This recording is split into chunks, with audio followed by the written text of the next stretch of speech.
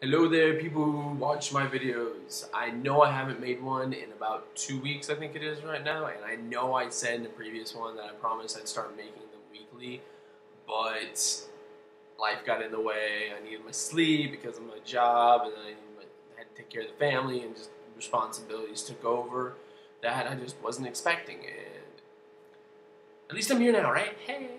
I will be. I will. I can't promise. The most I can promise is I will try. I will try my hardest to make a video every week. I'm still not sure on the format. I want to make one every week, but I don't know if I want to do it about a lot of stories or if it's going to be one topic. I guess it's just going to be more about this little time clock right down here and how long the videos go for. Because I know none of you want to watch an 11-minute video about me yet. Or anybody really. With that said, I do have two stories that are intertwined for this video. The first one is out of San Francisco because they have recently raised their minimum wage to where it is $10.34 an hour. And that might not sound like a big deal, but the big deal is actually farther down. And the reason it has gotten up to that point, excuse me, is because in 2003, San Francisco basically put into action that every year they will raise minimum wage due to some math scale that goes with inflation and cost of living, and it will go up every year. And it was a 34-cent increase this year. It's still not that huge. Within the story, there was a guy that was saying, I'm still going to have to work my 2 jobs to keep living. So it hasn't fully helped everybody yet, but they are at least working on it. And I think that is something that should be implemented nationwide, or at least in the states that aren't increasing minimum wage every year. Because I think increasing minimum wage every year makes sense. Because if you do not know this, before minimum wage got increased in 2006, there was a 30-year dry spell right there where there was no minimum wage increase at all. And if you think about this, cost of living and inflation and all that went up, but we stayed down here, and it just 30 years of this. And that just is insane to think about.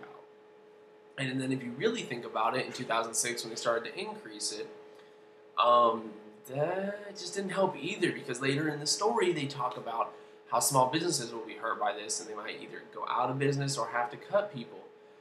And when you think about it, it's unfortunate, but it has to happen, because if our cost of living is still here and our minimum wage is right here, we need to get those two things a lot closer together so that people can keep living while having a regular job that does only pay minimum wage or is only able to pay minimum wage.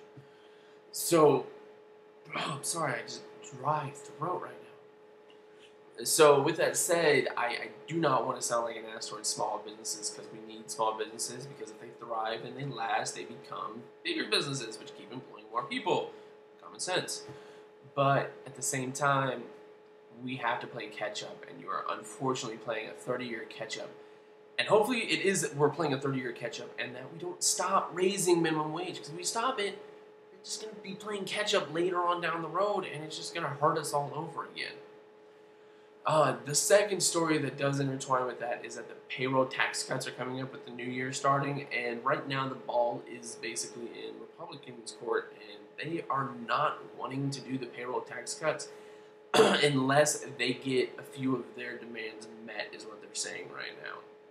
I just find that ludicrous. Real quick, their demands are about the Keystone Pipeline, which is an oil pipeline through Canada down to America, which it's retarded. It's found that it won't even make that many jobs to begin with, even though they say they will. There will be a lot of jobs coming in, but they're not permanent ones. There's about 100 permanent. The other ones are like, here, we need you here, go, here you are here, and then you're gone. So they're not really helpful jobs when you think about it. And oddly enough, not to sound all conspiracy theorists or anything, at the same time they want an oil pipeline to come down through America like this. They're gutting the EPA is the other thing they want to do. Yeah, that's kind of weird to me too.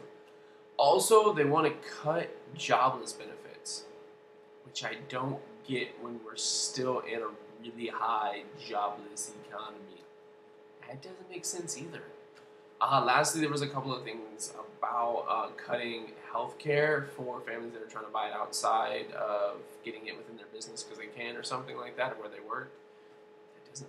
Just none of these make sense to me, and they want these before they'll give all of us middle to poor class individuals are payroll. Help us keep our payroll tax the same. And what I think is, this shouldn't come up every year. This should just be put into law that here you are. I don't even care if it's for 10 years, 20 years, 30 years. Just put it for a long period of time where we do not have to worry about it. And that, because I get taxed. I figured it out, 4.5% every week that I get paid weekly. For all of you who get paid differently, you're used to what you're getting taxed right now. So if that goes away, we're going to see a huge spike, and that's going to suck. So why not just keep it the same? Why not just put it in the law that this is how it's going to be for a long time? Because we do not need to be taxed more. We all know who needs to be taxed more. It's been said by the protesters. It's been said by everybody. And it's the supposed job creators. And I think I've said this before, but they are not job creators.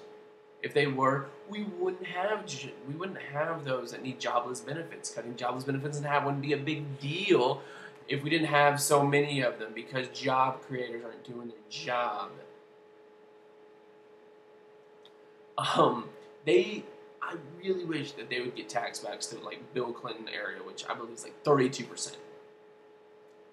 That just makes sense, because when you just do the math in your head, if I get taxed less, I have more money to live off of, because I can buy my groceries. I can just basically live. I don't know why I was going to go through a list of it. You know what it takes to live out there. And then I can buy more things because I'm not getting taxed out the ass. And then while they're getting taxed more, they're still making more. So it doesn't really hurt them that much. It really any. They're still going to be making millions of dollars, hundreds of thousands of dollars. Hell of a lot more than me. So I do not know why they complain, why they whine. They need to shut the hell up, really. But the other thing is that the way these two stories intertwine to me is that if you keep payroll tax the same, but you increase minimum wage yearly, every year you're going to be getting a little bit more in taxes from people, because they'll be making more to be taxed from. Oh my God, I just, common sense. That's all it took. And it makes me sad, because it doesn't look like the people who are running their country and are doing little inner workings don't have common sense. That's my little piece for this time.